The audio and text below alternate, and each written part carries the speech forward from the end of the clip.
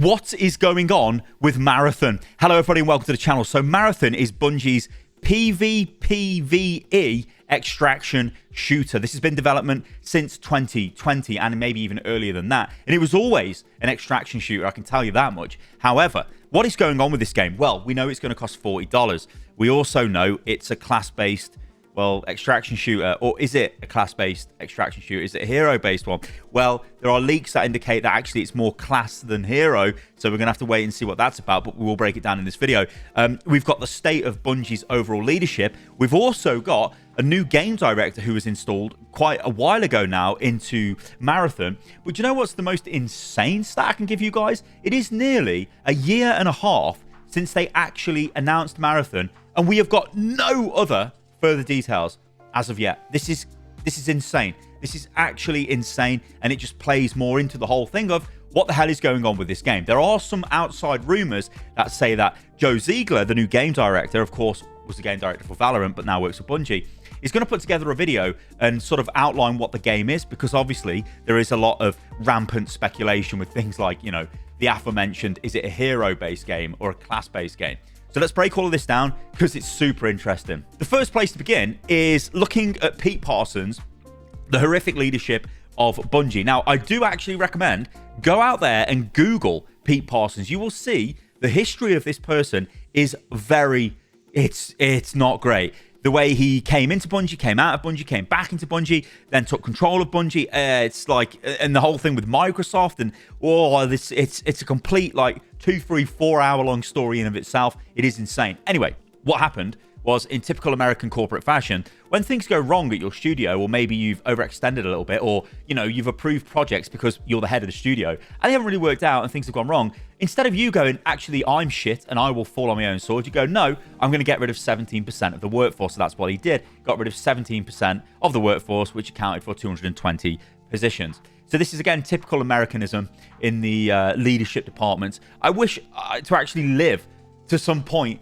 in the future where this is not the common way of things, and these people actually are held accountable for their actions instead of just dropping it onto their staff. Now, there was discussion that Sony actually sort of put pressure on Bungie to sort of go, look, guys, you know, we own you now. We want to see good results from you now. So how about you start getting on with making results? And there's the whole thing of Bungie thinking itself almost like a Rockstar studio. I don't mean Rockstar from GTA, but I'm like, they're made of Rockstars, and like they're sort of like, hey, everything we do is amazing, don't worry, it'll all come together in the end. We're Bungie, we're the best, and whatever. That doesn't wash. Pressure gets applied to them. This results most likely in the actions that Pete Parsons, I should say, took, although obviously I can't confirm that anyway. But that's what I believe. Anyway, let's move on because there's a load of stuff going on here and it's stupidly interesting. Let's talk about the $40 price tag. So this has been heavily leaked. Again, I hope this will be something that they actually clear up in the future. Now, we need to talk about Sony. I'm going to hold my hands up here like this. We need to talk about Sony, and we need to talk about, well, we've got Helldivers and we've got Concord. Helldivers cost $40 and was incredible, and is incredible still. Concord cost $40 and was shut down after 11 days and apparently cost an insane amount of money to produce, which, by the way, I don't believe to be true. There's no way that game cost $400 million to make. That's just insane.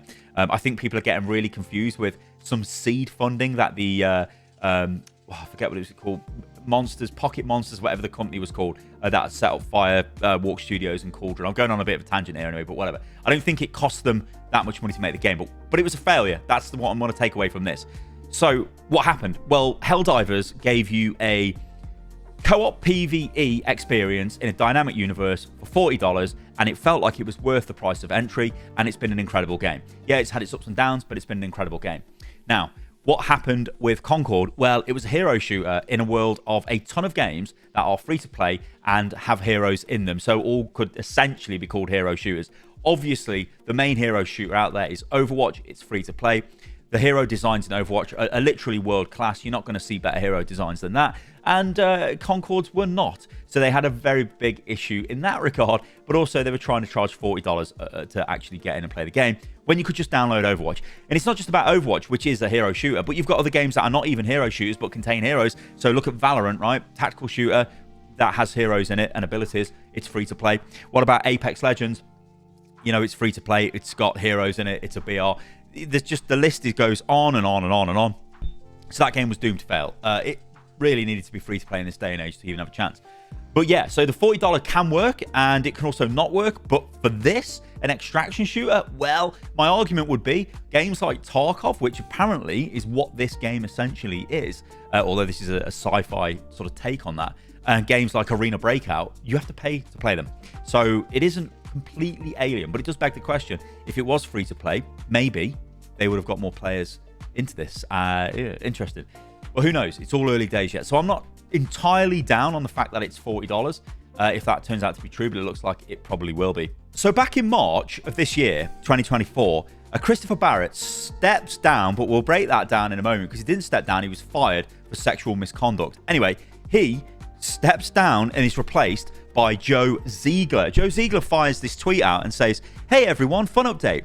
For the last 9 months," so remember this came out in March, right, of this year, so 9 months before that, he became the game director. So he says, "I've been working on Marathon as the game director. We're still baking, but I'm excited to share with you more info on the game as we get closer and closer to bringing it all to you." This was from March of this year. There's been no additional details. Now, again, there is rumors that there will be details in 2025 because that's actually the year the game is meant to come out, although it was meant to come out in 2024, but it got pushed back a year. I wonder why. So come with me over to Bloomberg and the awesome Jason Schreier, literally the best journalist in the gaming industry. And he puts together this article which outlines what actually happened to Chris Barrett on the Marathon team. So the top director at Bungie was fired after misconduct investigation. Chris Barrett, one of the top executives at video game industry leading studios, was fired this spring after he was accused by several female employees of inappropriate behavior, according to people familiar with the matter. Starting at Bungie Inc. in 1999, Barrett rose through the ranks as an artist and then director on the popular Halo and Destiny franchises, and served on Bungie's board before the company was bought by Sony Group for $3.6 billion in 2022. Until last summer, he was also the director of Marathon. The studio is hoping will become the next big game franchise, but in late March, he suddenly left the company. Oh, well, wonder why. Behind the scenes, Barrett was terminated following an internal investigation, which at least 8 female employees raised complaints earlier this year that he had behaved inappropriately towards them, according to 8 people, including multiple women who reported Barrett, as well as other Bungie employees who were either involved in the investigation or spoke to the women involved. The people asked not to be named, discussing private information. The investigation found that Barrett called lower-level female employees attractive and then asked them to play Truth or Dare, and made references to his wealth and power within the studio, suggesting that he could help advance their careers, according to 2 people familiar with the case. Oh dear, we've seen this story before, haven't we, with game studios? In a statement to Bloomberg News, Barrett said that throughout his nearly 25 years at Bungie, I feel that I've always conducted myself with integrity and been respectful and supportive of my colleagues, many of whom I consider my closest friends. I never understood my communication to be unwanted, and I would have never thought that they could possibly have made anyone feel uncomfortable. If anyone ever felt that way about their interaction with me, I'm truly sorry. Yeah, like surely, yeah, there was only 8 people came out and said they felt completely uncomfortable. I mean, it's crazy. I mean, also this is like, hey, come and do some funky things for me. Let's play Truth or Dare and I'll promote you. Ha! Oh dear. These guys are actually delusional, and it just keeps happening over and over again in the game industry. Anyway, Sony Interactive Entertainment, Bungie's parent company, would not comment on Barrett's case specifically, but a spokesperson said that the company takes all complaints of misconduct very seriously. It is our policy and practice to investigate every complaint promptly and take action based on the findings of our investigation. Over the last 2 decades, the video game industry has faced a reckoning over its reputation as a boys' club and has grown into a $200 billion behemoth. We're not going to go into the rest of this, but basically this is all for, it talks about Blizzard, talks about other issues at not Bloomberg, I should say, at Bungie. But, I mean, again, great article. But that's why he was fired, Chris Barrett, from Bungie. August the 9th, we get news that apparently everyone who has been playtesting Marathon have reported it's not great, and they actually wouldn't play the game if they were, well, had to play it tomorrow. That was the question. Obviously, this was back August the 9th. And again, this is being reported by Jason Schreier. So this is very interesting. So this is what he says. So this was taken from the Friends Per Second podcast, where Jason Schreier was a guest. And he said this: "Not great from what I've heard," Schreier said when asked about the sentiment around Marathon. "There's a reason it was planned for this year and slipped a whole year. People that I've talked to are a little pessimistic about it even hitting its current planned deadline. But we'll see. I don't know exactly when that is. Sometime in 2025. I'm not sure. Yeah, the sentiment I've heard is it's not great, at least as of a few months ago." So, talking of playtesters, Bungie have actually been extensively testing Marathon with a lot of content creators and influencers from various different games. Now, they've taken Tarkov creators, various FPS streamers and such. However, it looks like the most recent batch was Apex Legends. So, it's obviously, you know, I wouldn't take this with a pin. I basically wouldn't take this at face value and say, oh, look, it's Apex Legends created, so the game's going to be like Apex Legends. That's not entirely true. They're just looking to get feedback from various different, I guess, specialist creators to get their sort of thoughts on the game, because obviously they want people who are playing Apex at the moment to come over and play Marathon. Same with Tarkov players, even Counter-Strike players, you know, Valorant players, whatever. They want them to come over and at least try the game, maybe Overwatch players and stuff like that. So this was Zarakai Derry. Now, I may have pronounced your name wrong. I completely apologize. Apex Legends content creator. I could throw up loads of these, but there's tons and tons and tons of these where people over the last 6, 7, 8 months of going into Bungie and are actually play testing the game and giving them direct feedback. Now, like I said, this isn't inherently a bad thing. This isn't a, oh my God, it's an Apex Legends guy, so the game's going to be like Apex Legends. It is just they are actively developing the game. And in a way, this is a good thing because they are getting feedback from people who are highly specialized in whatever game that they play or stream. So, this is good. If I was working on a game, I would want feedback from these kind of people. So what about information we're going to get on this game? Well, as reported by Paul Tassi over on Forbes, there is a link to all this in the video description below. He says, no significant reveals by Bungie showcasing Marathon until the spring of 2025. There may be a shorter video from Joe Ziegler this year to introduce himself and clear up a few things up about the game that have been circulated through leaks and rumors, i.e. the hero shooter stuff. Internally, many of the team are very, very eager to get more in front of players and be able to talk about it.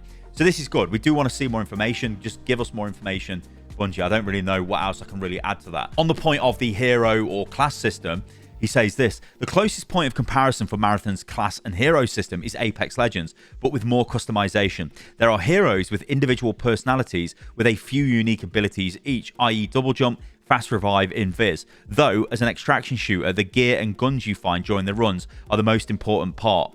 However, and can be customized a lot. There are gameplay buffs you earn from XP that apply to all characters in different changeable skill trees.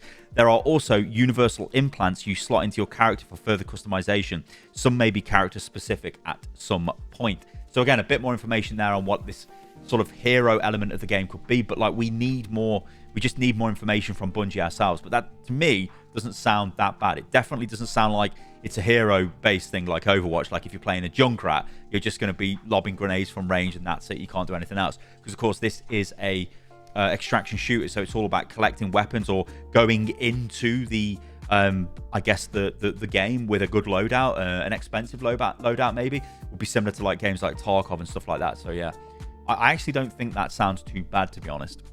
One thing I do think is really good from this article is despite Barrett's departure, the art direction and aesthetics have been, in the first trailer, are still intact, and they've actually been leaned even more heavily into, given the positive reception.